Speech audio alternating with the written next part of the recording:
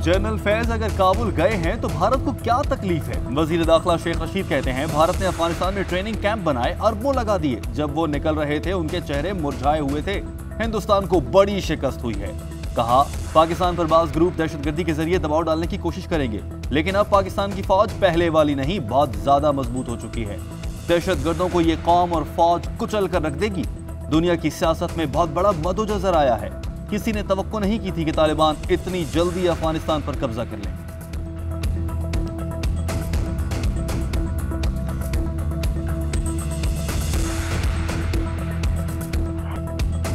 भारत का अफगानिस्तान से कभी कोई ताल्लुक था, है और न होगा। हिंदुस्तान ने हमेशा अफगानिस्तान को पाकिस्तान के खिलाफ दहशतगर्दी के लिए इस्तेमाल किया। वजीर इत्तलात फवाद चौधरी ने कहा कि अफगानिस्तान में हुकूमत साजी वहां की आवाम का काम है, ताहम पाकिस्तान का रोल वहां पर ज्यादा है क्योंकि हमारी सरहद सबसे ज्यादा मिलती है। पाकिस्तान अफगान अवाम को तन्हा नहीं छोड़ सकता। ये कहना गलत है कि जो काबुल में हैं उनकी परवाह ना करें। अगर हमने उन्हें तन्हा छोड़ दिया तो वहां बदअमनी फैलेगी।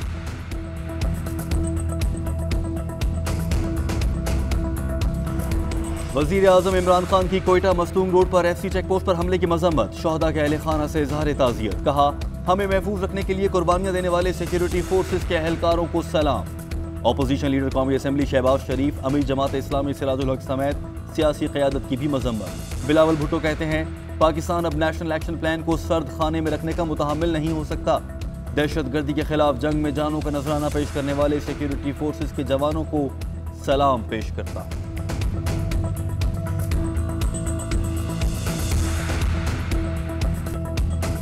भारत का अफगानिस्तान से कभी कोई ताल्लुक था, है और न होगा। हिंदुस्तान ने हमेशा अफगानिस्तान को पाकिस्तान के खिलाफ दहशतगर्दी के लिए इस्तेमाल किया। वजीर इत्तलात फवाद चौधरी ने कहा कि अफगानिस्तान में हुकूमत साजी वहां की आवाम का काम है, ताहम पाकिस्तान का रोल वहां पर ज्यादा है क्योंकि हमारी सरहद सबसे ज्यादा मिलती है। पाकिस्तान अफगान अवाम को तन्हा नहीं छोड़ सकता। ये कहना गलत है कि जो काबुल में हैं उनकी परवाह ना करें। अगर हमने उन्हें तन्हा छोड़ दिया तो वहां बदअमनी फैलेगी।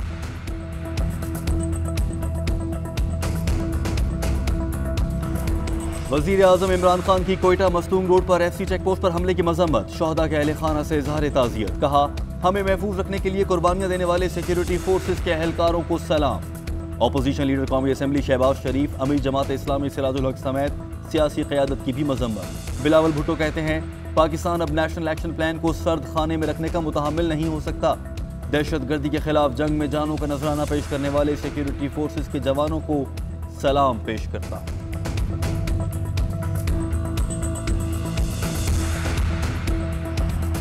मोहले कोरोना वायरस से 24 घंटों में 61 अमवात, 3747 नए केसेस। मुस्बत केसेस की शरह 6.47% रही। एक्टिव केसेस की तादाद 92,000 से बढ़ गई। इंसदादे कोरोना वैक्सीन की दूसरी डोज लगवाने के लिए आज का दिन मुख्तस। दूसरी खुराक लगवाने वाले मैसेज का इंतजार किए बगैर किसी भी करीबी सेंटर से जाकर वैक्सीन लगवा सकते हैं।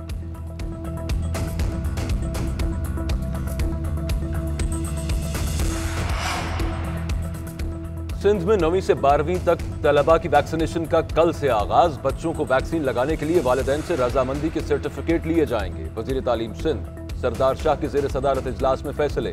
वजीर तालीम ने कहा तमाम निजी स्कूल्स का डेटाबेस मुकम्मल किया जाएगा। इंस्पेक्शन के लिए टीम्स बनेंगी। असातिज़ा की तनख्वाहें भी मालूम की जाएंगी। उन्होंने कहा कि निजी स्कूलों को सिंध हुकूमत की मजदूर की मुकर्रर करदा तनख्वाह देना होगी।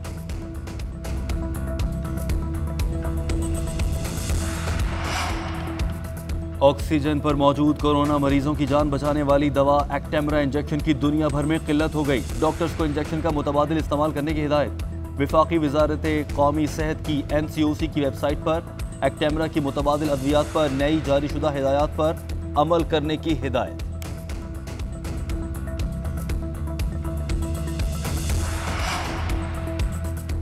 कराची में बारिश के बाद मसाइल जूं के तूं। मलीर नदी भर गई। विलायत शाह मजार से मुर्तजा चौरंगी तक सड़क ज़ेरे आब। बलोच कॉलोनी से ब्रुक्स चौरंगी जाने वाला रोड भी ट्रैफिक के लिए बंद। कयूमाबाद से कोरंगी इंडस्ट्रियल एरिया को मिलाने वाली कोरंगी कॉजवे रोड भी ज़ेरे आब आ गई।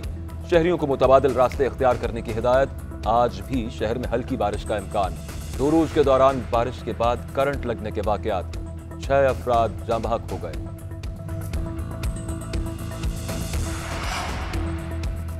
ISI के director general lieutenant general Faiz Hamid का काबुल का दौरा। DG ISI और मुल्ला बरादर सिराजुद्दीन हक्कानी और मुल्ला याकूब की मुलाकातें। दो तरफा इक़्तिसादी और तिजारती उमूर ज़ेर गौर आए। काबुल एयरपोर्ट पर DG ISI ने सहाफ़ी के सवाल पर कहा, उम्मीद है सब ठीक हो जाएगा। इस मौके पर पाकिस्तानी सफीर ने कहा, हम अफगानिस्तान में अमन इस्तेहकाम के लिए काम करते रहेंगे। DG ISI का ये दौरा तालिबान शूरा की दरख्वास्त पर हुआ।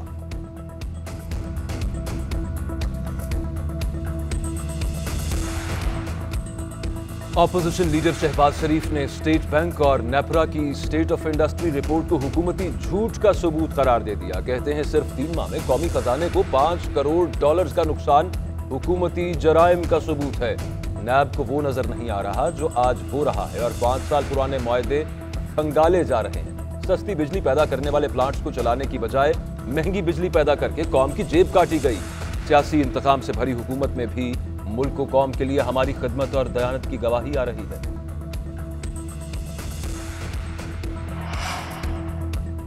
अवाम से हक हुक्मरानी हमेशा छीना गया। धोखा ना होता तो हुकूमत को अदम एतमाद से गिरा देते और नए इलेक्शन होते। चेयरमैन पीपल्स पार्टी की सहाफियों और कॉलम नवीसों से गुफ्तगू। पहले पंजाब और फिर विफाकी हुकूमत गिराई जा सकती थी।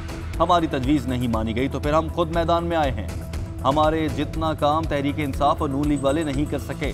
नए जज्बे और इनकलाबी पॉलिसियों के साथ आगे बढ़ रहे हैं। पंजाब के कोने कोने में जाकर पार्टी को मुतहर्रिक कर रहे हैं। गुजरात में नामालूम अफराद की मोटरसाइकिल सवार फैमिली पर फायरिंग। बाप बेटा जाँ बहक, बीवी जख्मी हो गई। पुलिस के मुताबिक मोहम्मद वहीद के सीने पर और 3 साला बेटे के सर पर फायर मारे गए। लाशों और जख्मी बीवी को अस्पताल मुंतकिल कर दिया गया।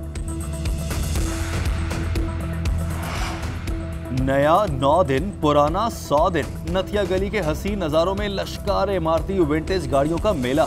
कराची और लाहौर से शुरका अपनी विंटेज गाड़ियों पर सफर करके नथिया गली पहुंचे।